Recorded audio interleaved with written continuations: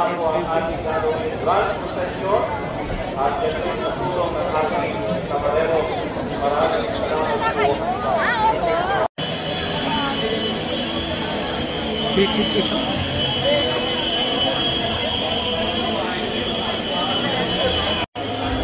Muli po, magandang hapon po sa ating lahat. Ito po ang Diocesan Grand Procession para po or kaugnay po sa pagdiriwang ng 75 anibersaryo ng pagkakatatag ng Diocese ng Lucena.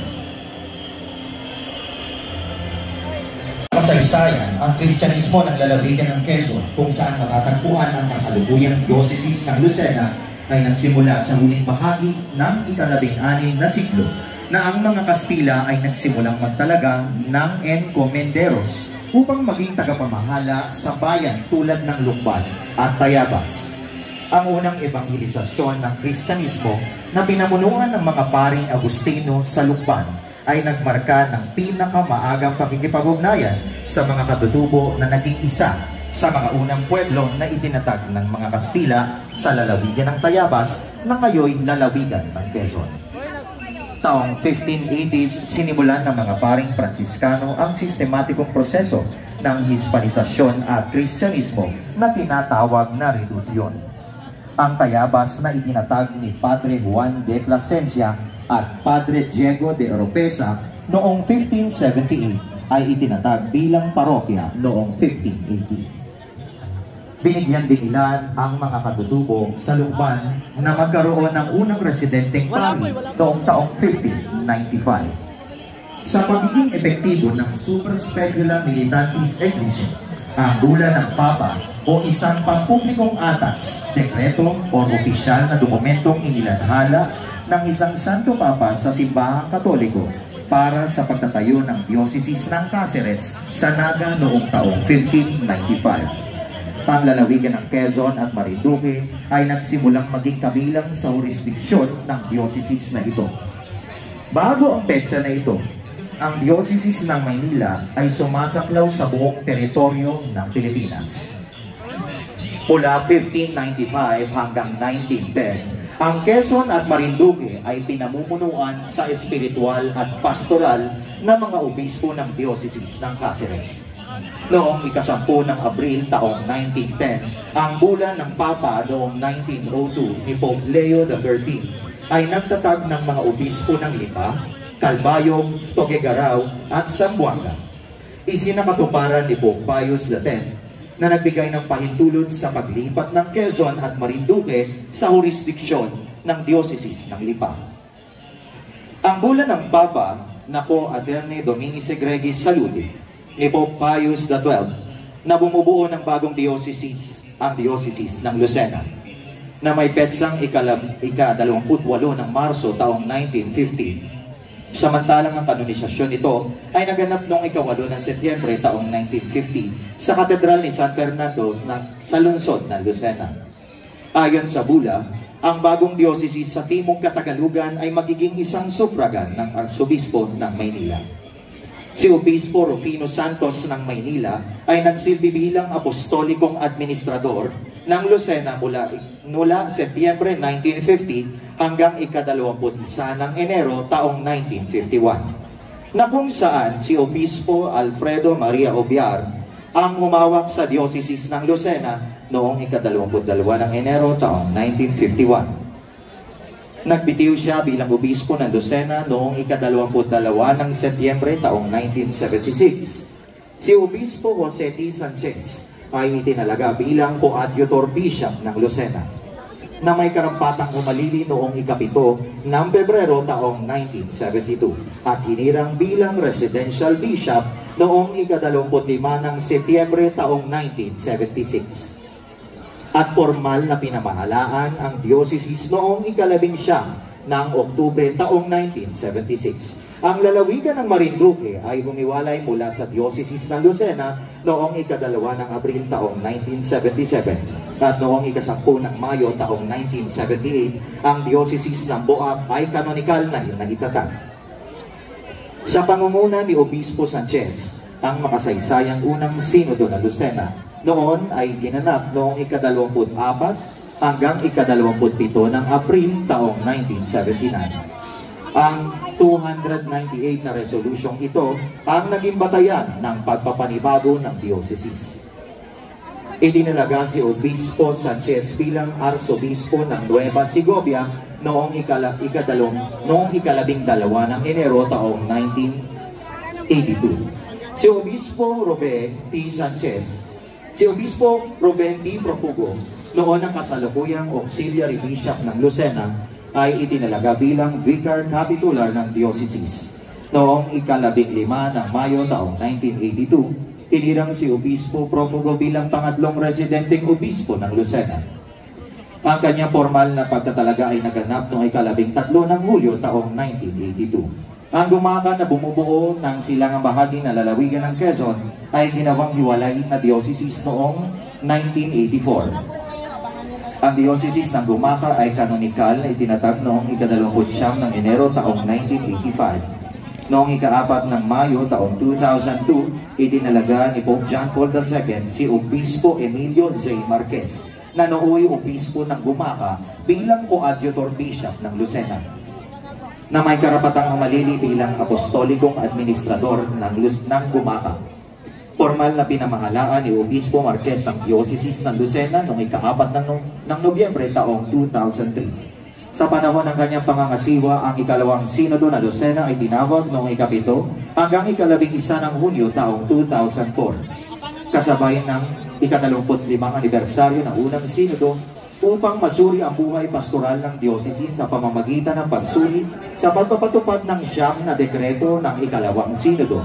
Tinawag ni Obispo Marquez ang Diocese Pastoral Assembly noong ika-10 hanggang ika-12 ng Nobyembre taong 2014. Sa ilalim ng kanyang pamumuno, 8 bagong parokya ang kanonikal na itayo sa Diocese ng Lucena. Samantala, sa kasalukuyang panahon, ang Diocese ng Lucena ay pinamamahalaan ni Obispo Mel Reyul. Isang pagsilip sa kasaysayan ng Diocese ng Lucena.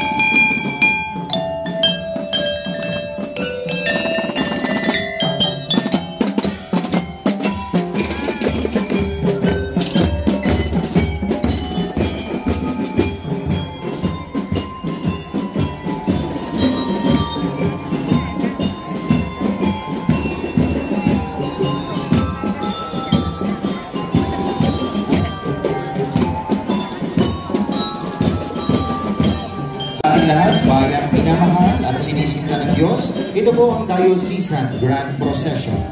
Kaugnay sa pagdiriwang ng ika-75 anibersaryo ng pagkakatatag ng Diocese ng Lucena.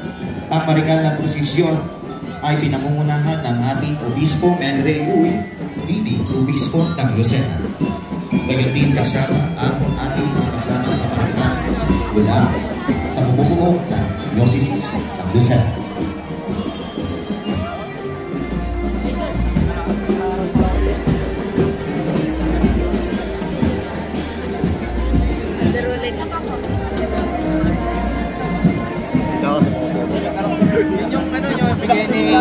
Lourdes, Marilao at Timonan, Quezon.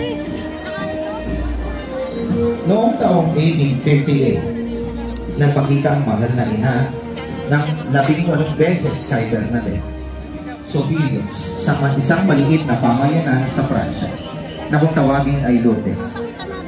Walang kamatayan ang mensahe ni Maria kay Bernadette. Nginitian ng Berhen si Bernadette at inanyayahang lumapit sa kanya. Hindi kaiba sa isang ina na tumatawag sa kanyang anak. May tangang rosaryo ang kanyang kanang bisig, ang Berhen, kaya inilabas din ni Bernadette ang kanyang rosaryo at lumungod. Nagsimula siyang magdasal ng tangkain niyang agawin nang gawin ang tanda ng krus. Namangha siya dahil paralisado ang kanyang kanang bisig. Naigalaw lang niya itong muli pagkatapos gawin ng berhen ang tanda ng krus. Sinasabayan ng berhen sa pagbigkas ng luwalhati si Bernadette. Naglaho ang berhen at ang gintong ulap matapos manalangin. Our Lady of the Angels. Ang paglalarawang ito ay hindi katang-isip lamang. Mula sa aklat ng pahayag ng Bagong Tipan, 12 na kabanata, taludtod 1 hanggang 17, ay matatagpuan ang babaeng tumakas kay Satanas na nagnanais na patayin ng sanggol na kanyang isinilang. Kaya ang damit ito'y waring iwinawagayway sa hangin. Para sa unang tradisyon ng Kristiyano, ito ay ang mahal na birhen. Ang babae ay pinagkalooban ng pakpak upang maitakas niya ang sanggol na naging dahilan upang higit na magalit si Satanas at maghimagsik ng kanyang galit sa mundo. Sa imaheng makikita na higit na mataas at lampas sa ulo ng inang birhen ang sanggol upang ilarawan na bagamat ang mahal na Birheng Maria ang ina ay hindi siya mataas sa kanyang isinilang.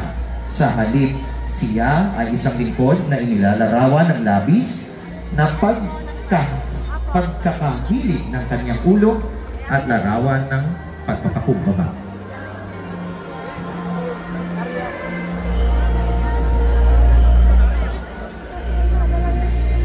Birhen ng Santo Rosario. Noong 16 na siglo, sinalakay ng mga Turko ang maraming bansa hanggang sa panganib na mahulog sa kamay nila ang buong Europa at malupig ng mahumentanismo ang Kristyanismo. Si Papa Pio ika-5 ay nanawagan sa mga haring Kristiyano upang magkaisang sugpuin ang panganib na iyon. Ang Sangkristyanuhan ay inaanyayahan ng Papa upang manalangin sa mahal na Birhen sa pamamagitan ng walang patid na pagdarasal ng Santo Rosario.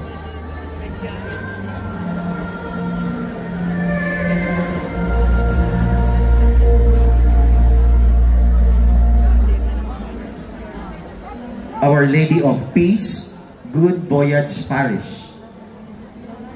Noong 1626 mula sa bansang Mexico, ay inukit ang isang kahangahangang imahe ng mahal na Birheng Maria na karga ang batang Jesus.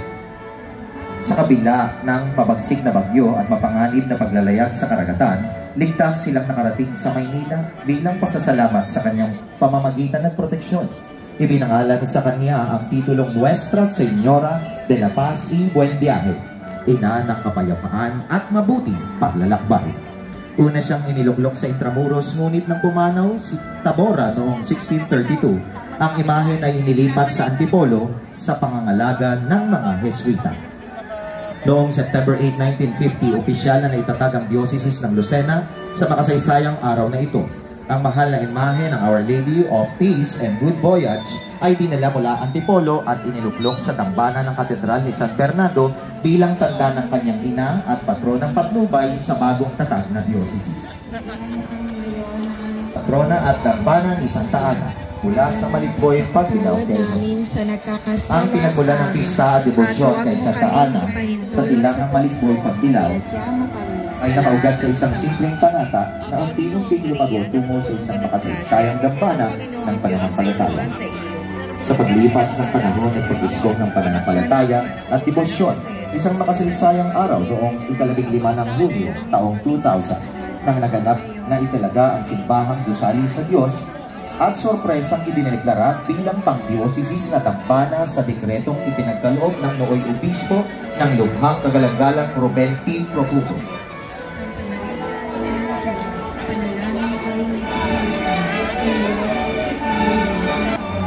San Roque Parish, Panaon, Unisan, Quezon.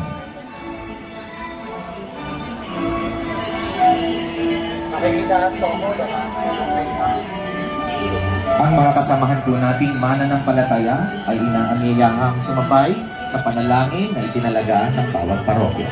Maraming salamat po.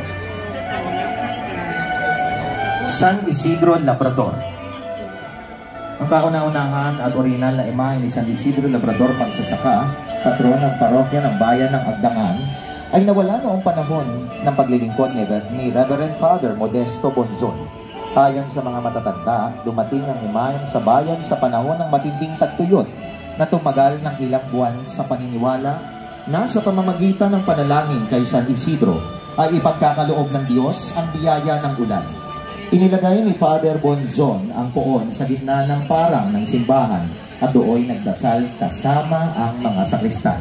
Sa kabila ng taimtim na pananalangin, isang araw ay napansin nilang nawala ang imahen mula sa kinalalagyan nito.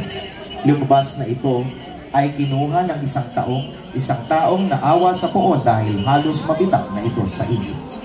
Bagamat wala umanong masamang layunin, hindi na ito naibalik ang imahen dahil sa pang-aalangan matapos panggitin ni Father Bonzon sa misa ang pagkawala nito.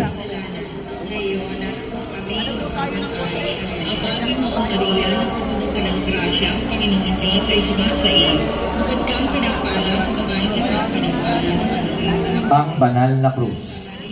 Ang bayan ng Padre Burgos na noong una ay tinatawag na Lagimano ay itinalaga bilang isang parokya noong 1874. At noon pa man ito ay nakikilala bilang parokya ng banal na krus.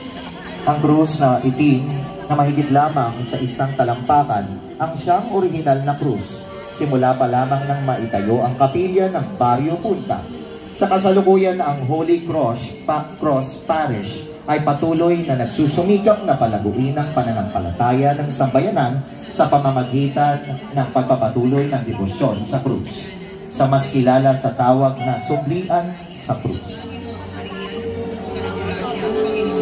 Santa Rita de Casia. Si Santa Rita ay ipinalaking isang mabuting Italiana na nagnanais makapasok sa kumbento sa edad na 15. Ngunit tumutol ang kanyang mga magulang. Sa edad na 18, ipinagkasundo naman siya sa isang mayamang lalaki upang mapangasawa. Habang siya ay nagdadasal, nagpakita sa kanya ang tatlong santo na sina San Agustin, San Nicolas ng Tolentino at San Juan Bautista, na kung saan siya ay himalang idinala ng mga ito sa loob ng kumbento na siyang iginagulat ng mga madre.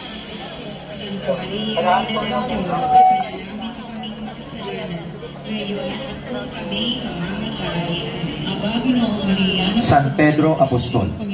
Si San Pedro na orihinal na ipinangalan Simon ay isang mangingisda na isa sa pinakamalapit na alagad ni Jesucristo. Siya ang itinuturing na unang papa ng simbahang Katoliko. At ayon sa tradisyon, pinatay siya sa Roma.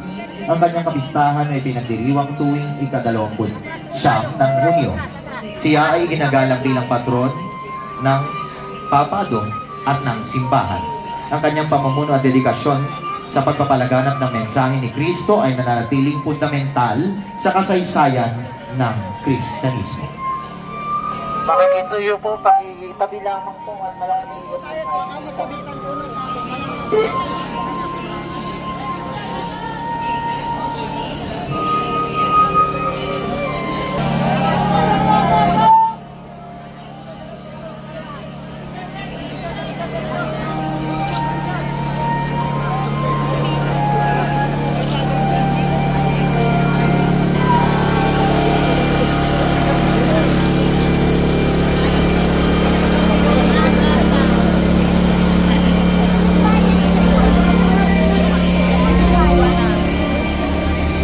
Santa Catalina ng Alejandria. Si Santa Catalina ng Alejandria ay ipinanganak noong huling bahagi ng ika-3 siglo sa lungsod ng Alejandria, Ehipto. Nang ang Emperador Maximus ay nag-utos ng malupit na pag-uusig sa mga Kristiyano, buong tapang siyang humarap sa Emperador at pinuna ang pagsamba sa mga Diyos-Diyosa. Ayon sa tradisyon, dinala ng mga anghel ang kanyang katawan sa bundok Sinai, kung saan itinatag kalaunan ang bantog na monasteryo ni Santa Catalina. Pinararangalan siya bilang patrona ng mga paaralan, mag-aaral, guro at mga pilosopo.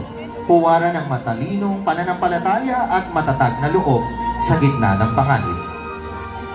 Ang buhay ni Santa Catalina ay paalala na ang tunay na karunungan ay hindi lamang makukuha sa aklat, kundi sa pagkilala at pagsunod kay Jesucristo, na siyang bukhal ng lahat ng katotohanan at kabutihan.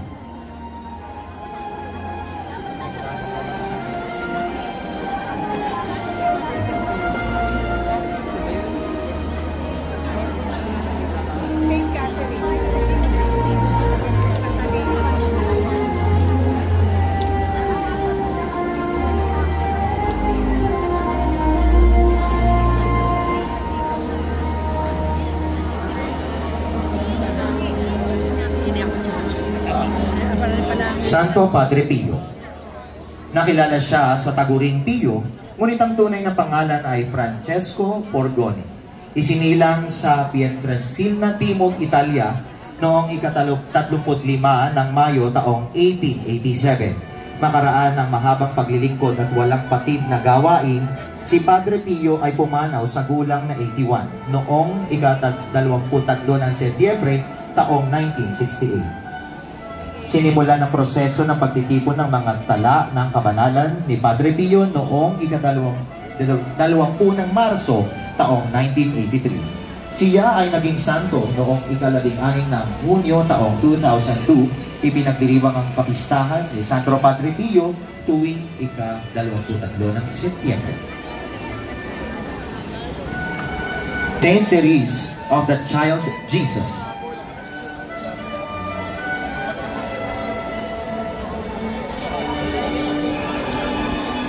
Ang pagkakatatag ng Saint Therese of the Child Jesus Talipan Mission Station ay isang malinaw na sagot sa panawagan ng simbahan, patigid sa lahat sa misyon ng Diocese ng Lucena upang dalhin ang mabuting balita sa bawat pamayanan. Dahil sa mabilis na pagtugon at suporta ng mga mananampalataya, sinimulang itayo ang kapilya ng Mission Station noong March 2, 2004 sa Sitio Lawis, Barangay Talipan, Pagbilao, Quezon.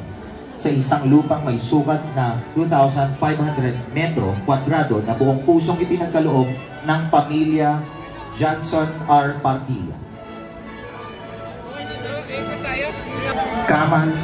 Kamal-mahalang puso ni Jesus, batay sa opisyal na nakatala sa Kuya, itinalagang ganap na parokya ang mahal na obispo ni Jesus noong taong 1952. Sa pahintulot ni Obispo Alfredo Bersosa, Obispo ng Lipa, ay ipinadala si Padre Ambrosio Castillo upang ihanda ang noong ngayong ng niig para maging parokya. Bahagi ng gawaing pananampalataya magsagawa ng pag-aalay ng bulaklak kung buwan ng Mayo at korasonan kung buwan ng Hunyo bilang paghahanda sa pista ng mahal na puso ni Jesus sa ikalawang Biyernes ng Hunyo.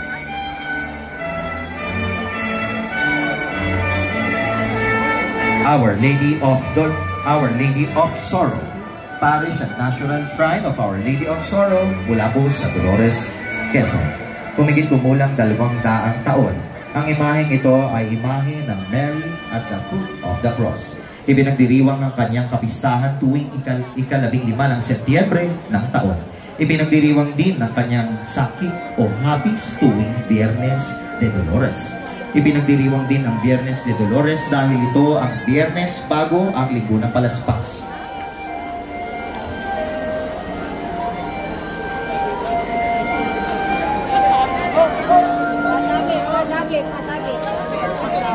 Parokya ni Papa Juan Pablo Ikalawa. Masasaksihan natin ang sambayanan ng parokya ni Papa San Juan Pablo Ikalawa, ang ika-37 na parokya ng Diocese ng Lucena na matatagpuan sa Barangay Bunoy, Dolores, Quezon. Ito ay dating bahagi ng parokya at tampanan ng Mahal na Birhen ng Dolorosa bago ito hiniwalay noong 2013 upang ihanda bilang parokya. Sa pasya ng dating obispo ng Lucena na si Bishop Emilio Zay Marquez, ito ay itinatag noong April 27, 2015, kung kailan din itinalaga ang unang lingkod pari na si Reverendo Padre Robin P. Cruz.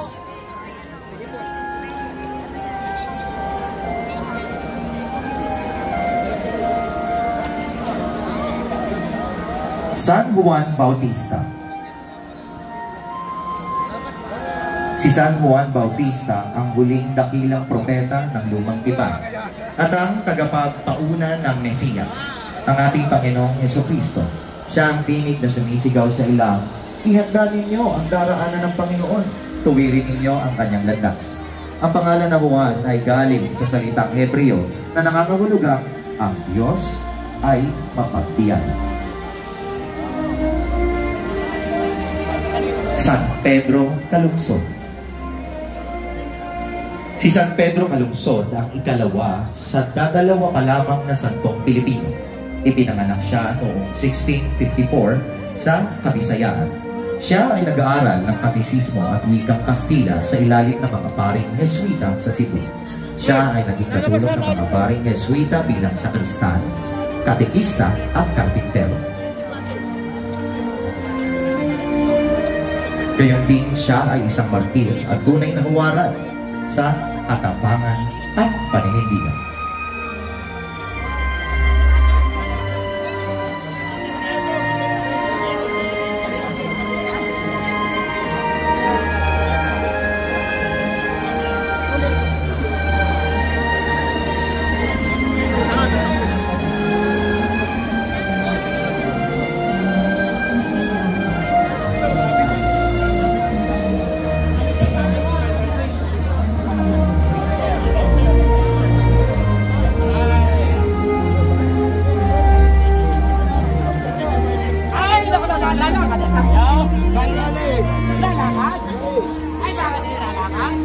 Divine Mercy.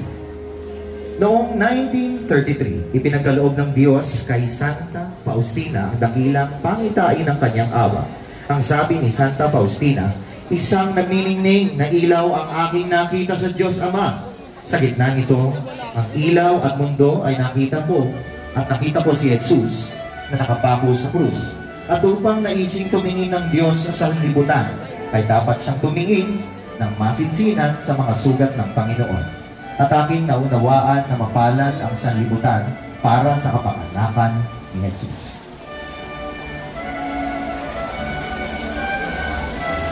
San Pedro Bautista.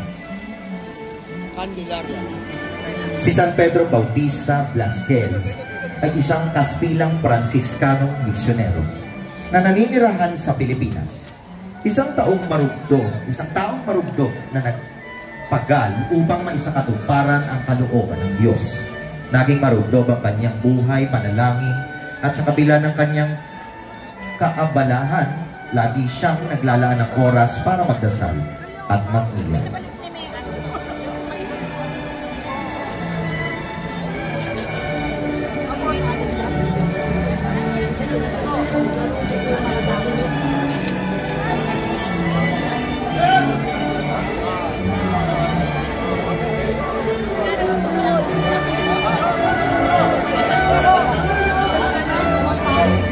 San Pedro Bautista, mula sa Candelaria, Quezon.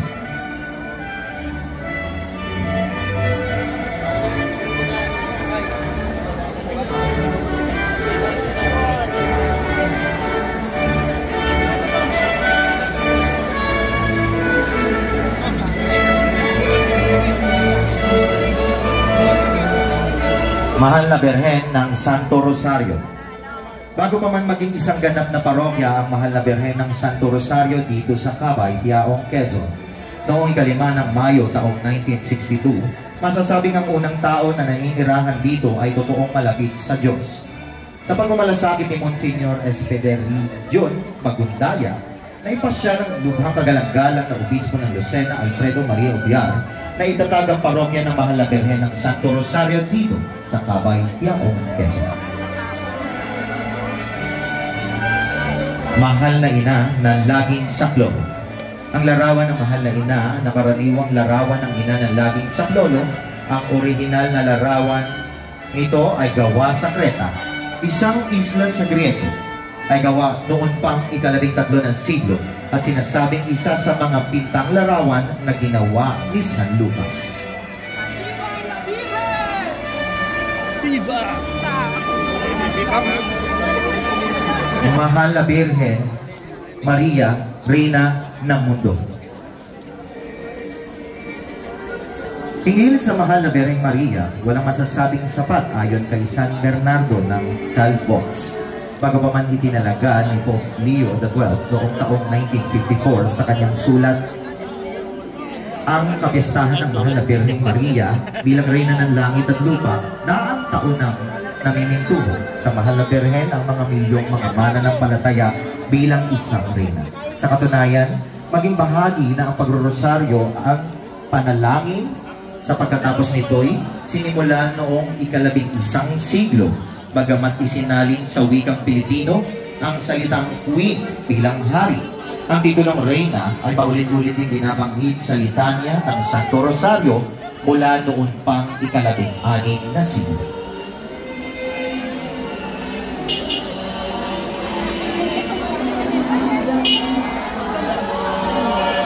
Santa Catalina de Siena.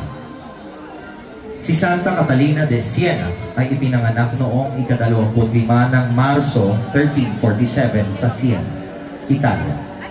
Bata pa lamang ay mahal na niya ang Diyos at nangako siyang maglilingkod sa Kanya habang buhay. Noong siya ay dalaga na, sumali siya sa mga kababaihang Dominican. At buong puso niya tinulungan ng mga may sakit, may hirap at mga nagkakaproblema sa pananampalataya.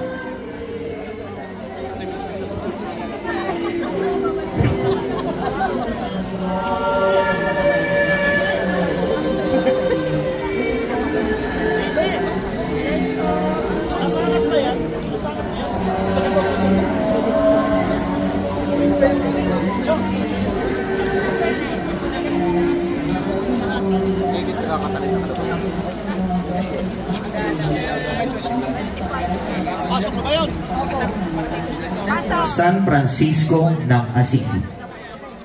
Si San Francisco ng Assisi ay ipinanganak noong 1181. Sa Italia, anak nina Pietro Bernardone at Pica. Lumaki siyang masayahin, may kayang mamamayan ng Assisi. Maluho at may ambisyong maging kabalyero. Ngunit nagbago ang kanyang buhay matapos makaranas ng digmaan at mga pangitain mula sa Diyos. Habang nananalangin sa sirang simbahan ng San Damiano, narinig niya ang tinig ni Kristo na nagsasabing, "Ayusin mo ang aking simbahan."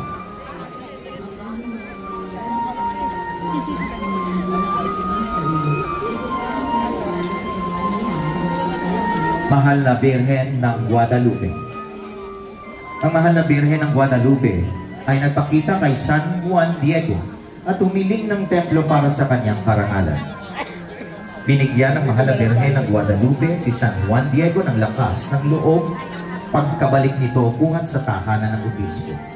Tinupad ng Mahal na Birhen ng Guadalupe ang kanyang pangako sa pamamagitan ng kanyang pagpapakita ng kanyang imahen sa tilma ni San Juan Diego.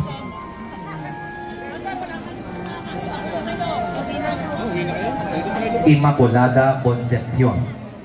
Sakali ni sinisang paglilihi kay Maria, ay ipinapagunita sa atin ng katotohanan ang kaluluwa ni Maria buhat pa ng lalangin ng may kapal at isama sa kanyang katawan. Sa tiyan pa lamang ng kanyang inang si Santa Ana ay di nabahira ng salang mana na minana ng lahat ng tao. Niña Maria. Ang debosyon kay Niña Maria, ang Batang Maria ay isang anyo ng pagmamahal sa Mahal na Birhen sa kanyang kabataan. Ipinakilala ito sa simbahan sa pamamagitan ni San Juan Eudes, isang Pranses na pari noong ika-17 siglo, na malalim ang pagmamahal sa puso ni Jesus at puso ni Maria.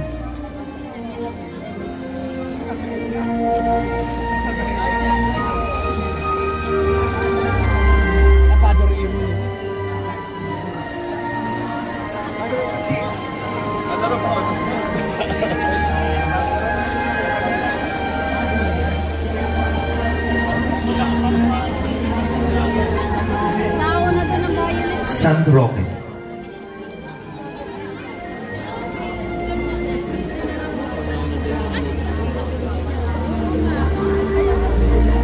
Si San Roque ay ipinanganak sa Pransya noong huling bahagi ng ika-13 siglo. Nang pumanaw ang kanyang mga magulang, ipinamigay niya ang lahat ng kanyang kayamanan sa mahihirap at nagsimula ng paglalakbay bilang isang pilgrim patungong Roma. Habang naglalakbay, dumaan siya sa iba't ibang bayan sa Italia na sinalanta ng salot o peste. Doon niya buong pusong inalagaan ang mga may sakit, ipinagdasal ang mga may sakit, at marami ang gumaling dahil sa kanyang pananampalataya at pagmamalasakit. San Juan Buenaventura. Si Juan Fidanza kilala sa pangalang Buenaventura, ay ipinanganak noong 1221. Si Buenaventura ay tinawag na Doktor Serapico. Nang minsan itinanong ni Santo Tomas de Aquino kung saan niya natuklasan ang kanyang pambihirang kaalaman. Itinuro ng santo ang kanyang kusipin. Señora de los Remedios. Ang imahe ng Nuestra Señora de los Remedios ay itinalaga sa Palier Clinic and Hospital noong August 19, 1966. Ang kanyang kabanal-banalang obispo, Alfredo Maria Oviar, ang unang obispo ng Lucena, na ngayon ay isa ng lingkod ng Diyos. San Lorenzo Ruiz. Si San Lorenzo Ruiz ay isa sa mga kilalang Pilipino at santo ng Katolisismo. Kilala siya bilang unang santong Pilipino na nakanonisa sa kasaysayan ng simbahang Katoliko Romano. Ipinanganak siya sa Binondo, isang munting parian sa Maynila. Sa buhay ni Lorenzo noong siya ay bata, maliban sa siya ay namasukan sa kumbento ng mga paring Dominikano sa Binondo bilang sakristan.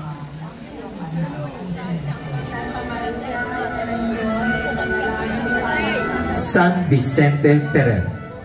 Si San Vicente Ferrer ang mapaghimalang predikador at anghel ng paghuhukom. Ay sinilang sa Valencia, Espanya noong Enero 23, 1350. Sa pagiging bata pa man niya ay nagsagawa na siya ng pag-aayuno tuwing araw ng Miyerkules at Biyernes.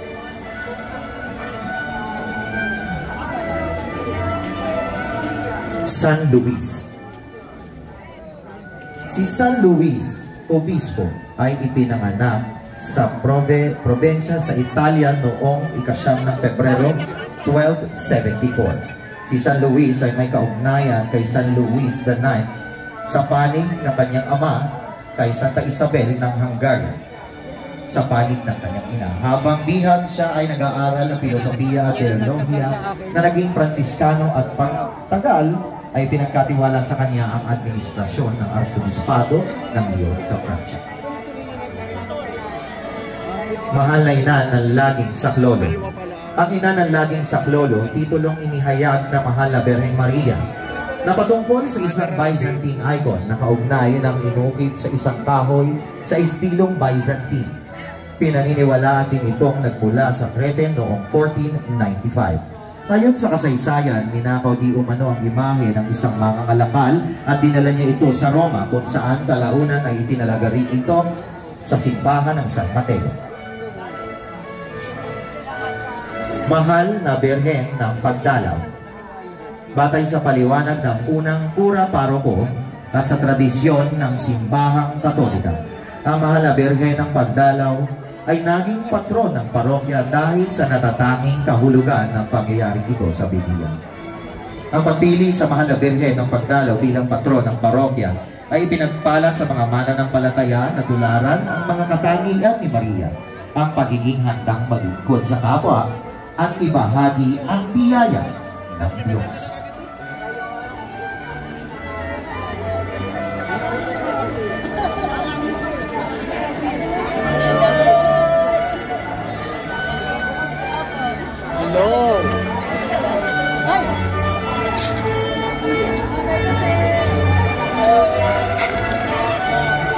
San Miguel Arcangel. Si San Miguel Arcangel ay isa sa mga pangunahing anghel na binabanggit sa kasulatan. Ang kanyang pangalan na Mikael ay nangangahulugang sino ang katulad ng Diyos. Isang tanong na sumagot sa kayabangan ni Lucifer na naghahangad na maging kapantay ng Diyos.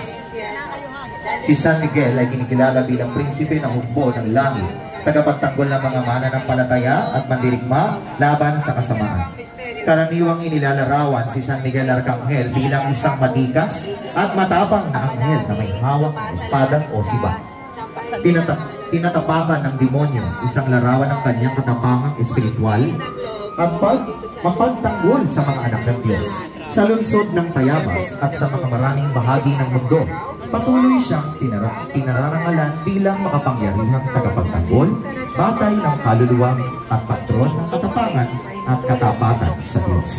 Gaganyan mo kami sa lahat ng masama. Amen. Panginoon Maria, puno ka ng grasya. Ang Panginoon Diyos ay sumasa iyo. Bukod kang pinagpala sa babaeng lahat at pinagpala naman ng iyong anak na si Jesus. Santa Maria, Ina ng Diyos. St. Alphonsus Regional Seminary, Lucena City. Panginoon Maria, napupuno ka ng grasya. Ang Panginoon Diyos ay sumasa iyo. Bukod kang pinagpala sa babaeng lahat at pinagpala naman ng iyong anak na si Jesus. Santa Maria, Ina ng Diyos, manalangin mo kami ng kasalanan. Ay, unang ko, pati makamatay. Amen. Panginoon Maria, Our Lady of the Most Holy Rosary. Ang debosyon kay Our Lady of the Most Holy Rosary ay nagugat noong unang bahagi ng ika-13 siglo sa pamamagitan ni Santo Domingo de Guzman. Santa Maria, Ina ng Diyos, manalangin mo kami ng kasalanan. Ay, unang ko, pati makamatay. Amen. Ang Panginoon Maria, napupuno ka ng grasya. Ang Panginoon Diyos ay sumasa iyo. Bukod kang pinagpala sa babaeng lahat at pinagpala naman ng iyong anak na si Jesus. Santa Maria, Ina ng Diyos, manalangin mo kami ng kasalanan. Ay, Mahal na Birhen ng Monte Carmelo. Ayon sa tradisyon, nagpakita ang Mahal na Birhen kay San Simon sa Cambridge, Inglaterra noong ika-6 ng Hulyo taong 1251. Bilang tugon sa panambitan ng mabutihing santo para sa kanyang orden, nagpakita ang Mahal na Birhen sa kanya habang hawak sa kamay ang isang kayumangging eskapularyo at ang wika, "Kunin mo, mahal kong anak, ang eskapularyong ito na iyong orden, tanda ng aking pakikipagkaisa sa inyo at sa lahat ng Carmelite, at bilang natatanging tanda ng biyaya." Santa Maria, Ina ng Diyos, manalangin mo kami ng kasalanan. Mahal na Birhen ng Peña, Francia. Ang Panginoon Maria, napupuno ka ng grasya. Ang Panginoon Diyos ay sumasa iyo. Taong 1987 naman, na madala dito sa ating lungsod na Lucena ang debosyon at pamiminto sa Mahal na Birhen ng Peña, Francia. Ang unang biyayang ipinagkaloob ni Ina sa kanyang mga deboto ay ang biyaya ng ganap na kagalingan sa anumang uri ng karamdaman. Kung kaya't mula noon hanggang ngayon ay patuloy na dumadami ang namimintuho sa Mahal na Ina, ang Mahal na Birhen ng Peña, Francia.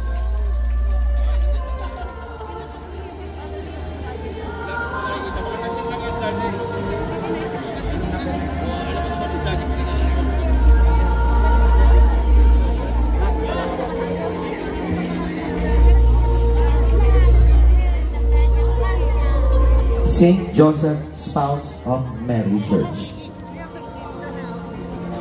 On September 23, 2013, the Avida Land Corporation donated a 1 hectare land to construct a church for the Avida community, a clear manifestation of God's grace and generosity.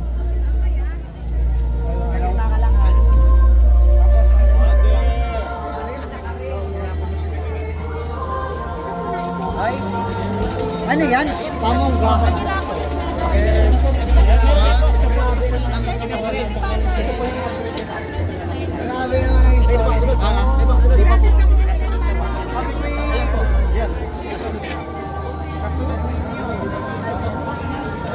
Our Lady of the Miraculous Medal, Mission Station. Noong gabi ng Hulyo 1830 sa Paris, Francia, nagpakita ang Mahal na Birheng Maria kay Santa Catalina Labor, isang simpleng madre ng Daughters of Charity. Sa kanyang mga pagpapakita, ibinahayag ng Mahal na Birhen ang kanyang pagmamahal at malasakit sa mundo. Noong November 27, 1830, muling nagpakita ang Mahal na Birhen kay Santa Catalina. Nakita ni Catalina ang Birheng Maria na nakatayo sa ibabaw ng mundo. May mga sinag ng liwanag na nagmumula sa kanyang mga kamay.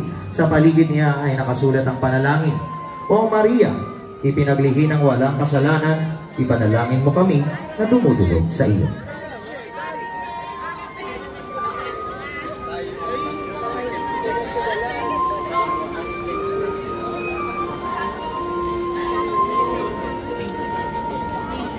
San Judas Tadeo. Si San Judas Tadeo ay kilala bilang patron ng mga imposible. Ang kahulugan ng Tadeo ay mapagbigay, matapang at hindi matakot. Siya ay pinsan ni Jesus at kapatid ng isa pang apostol na si Santiago. Ang kaniyang ina ay pinsan ng mahal na Birheng Maria.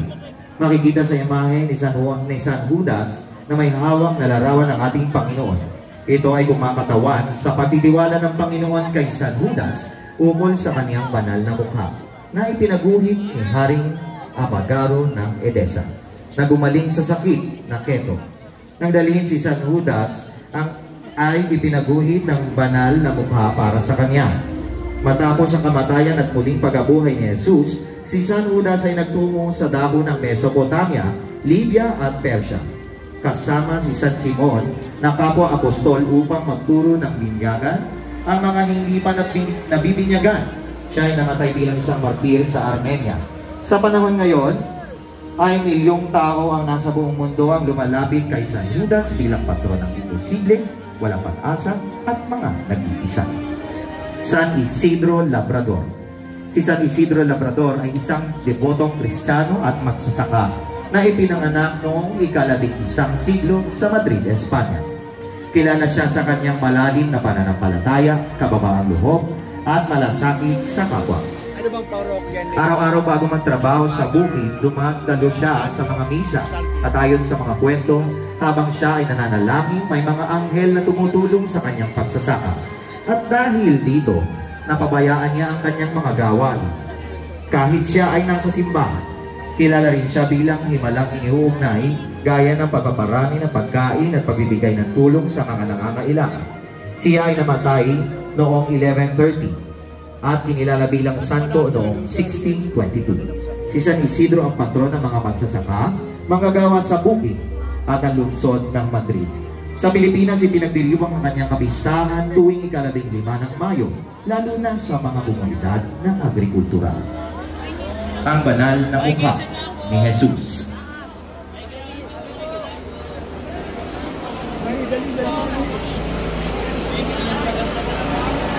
Ayon sa Ebanghelyo, ang banal na mukha ni Jesus ay minarkahan ng mga suntok, sugat at mantsa ng kalupitan at panunod. Ang mabigat na pasan na ipinataw sa kanyang balikat ay nagtulak sa kanya sa lupa. Doon at doon, dumating si Veronica upang punasan ang kanyang banal na mukha at sa tela, ang dugo na hinaluan ng pawis ay nagmarka sa kamanghamanghang awa at pagmamahal ng Diyos. Walang nakakaalam kung saan ang banal na tela noon na ipinunas ni Veronica. Ang banal na mukha na iyon, kaya nawala. Ang natitira na lamang ay kwento at misteryo na nakapaloob sa napakahalagang sandaling iyon. Ano man ang saan man ito, ang banal na mukha ni Jesus ay tunay na nakikita sa bawat isa. Mount Carmel. Ang Mount Carmel Diocesan General Hospital ay isang pribadong katolikong ospital na pagmamay-ari ng Diocese ng Lucena.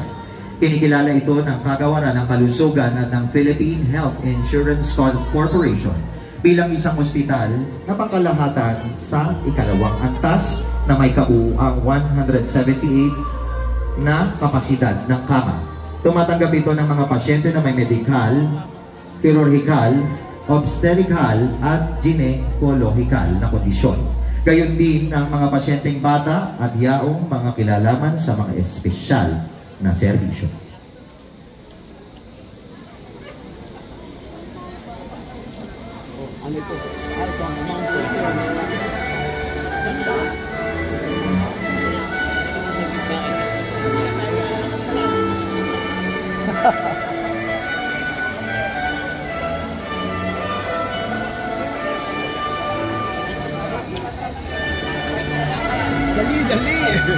San Rafael Arcangel. Si San Rafael Arcangel ay isinugo ng Diyos bilang tugon sa panalangin ni Tobit at Sarah. Nagpakilala bilang si Azarias ang anghel na si Rafael. Kanyang sinamahan sa paglalakbay si Tobias na inutusan ng kanyang ama na si Tobit upang kunin ang salapi na hiniram ni Gabael na isa nilang kamag-anak. Habang itinatahak nila ang daan, isang nabuhalang isda sa baybaying ilog Tigris na sumalakay kay Tobias at nagtangkang kagatin ang paa niya. Iniutos ni Rafael na hiluhin niya ang isda at pagkatapos ay ipabiyak niya ito at ipakuhang puso, atay at abdo at sinasabing itabi ito.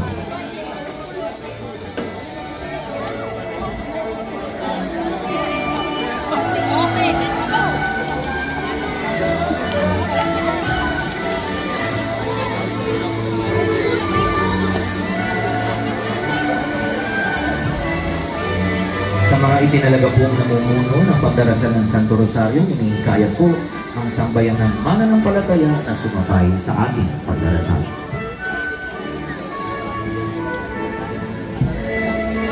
Our Lady of Lourdes Parish, Iyang, Lucena City.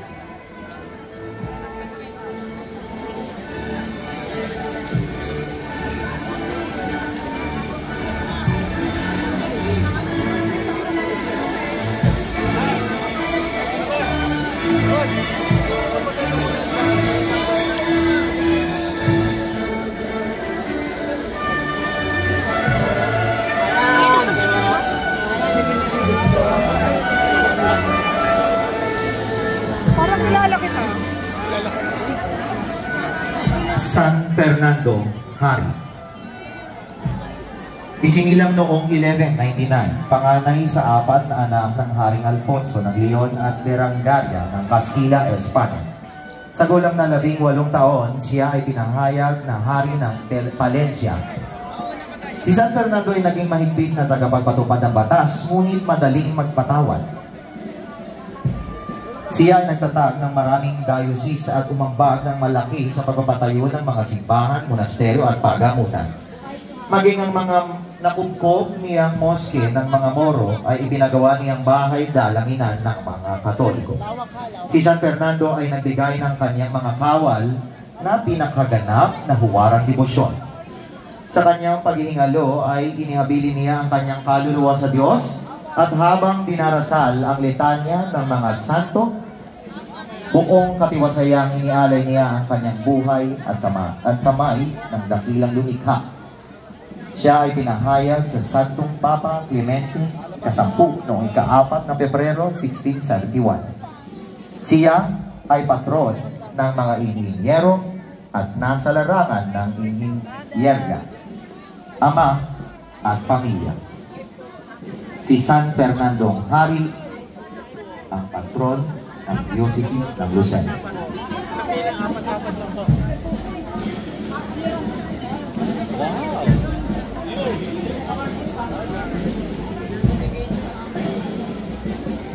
Okay, tatato dapat apat.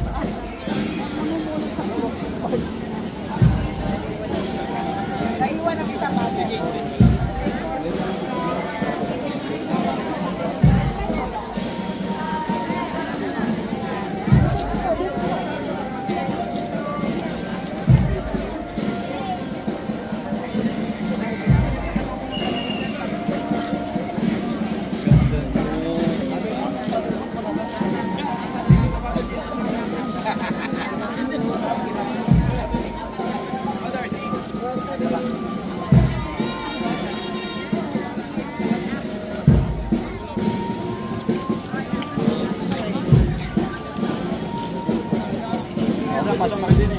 Si San Fernandong Hari ay isinilang noong 1199, panganay sa 4 na anak ng Haring Alfonso ng Leon at Berengaria ng Castilla, Espanya. Sa gulang ng 18 taon, siya ay pinahayag na hari ng Palencia at si San Fernando ay naging mahigpit sa pagpapatupad ng batas, ngunit madaling magpatawad. Siya ay nagtatag na maraming diocese sa tumambag ng malaki sa pagpapatayo ng mga simbahan, monasteryo at pagamutan. Maging ang mga namubkob niyang moske ng mga Moro ay ibinagawa niyang bahay dalanginan ng mga Katoliko. Sa kanyang paghihingalo ay inabili niya ang kanyang kaluluwa sa Diyos habang dinarasal ang litanya ng mga santo at ganun din buong katiwasayang inialay niya ang kanyang buhay at kamay sa dakilang lumikha noong ika-3 ng Mayo 1252 sa gulang na 53. Siya ay patron ng mga inhinyero at nasa larangan ng inhinyerya, ama at pamilya.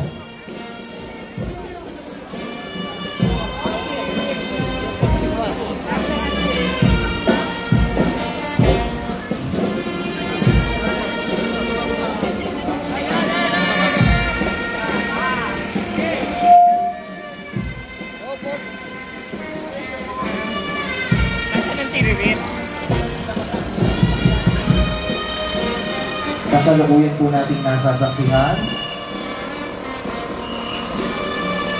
ang paglabas ng ating Santo Patron, San Fernando Hari, na ganun din pong lumalabas tuwing kapistahan nito.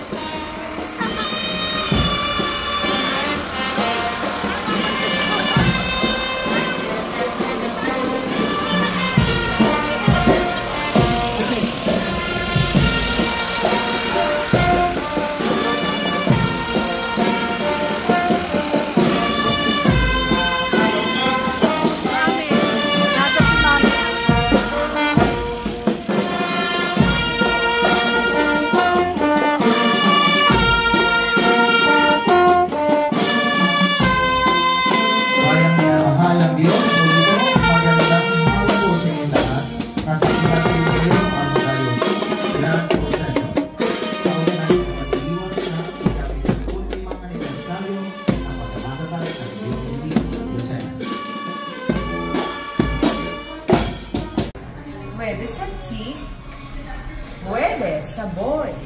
Chick Boy TV.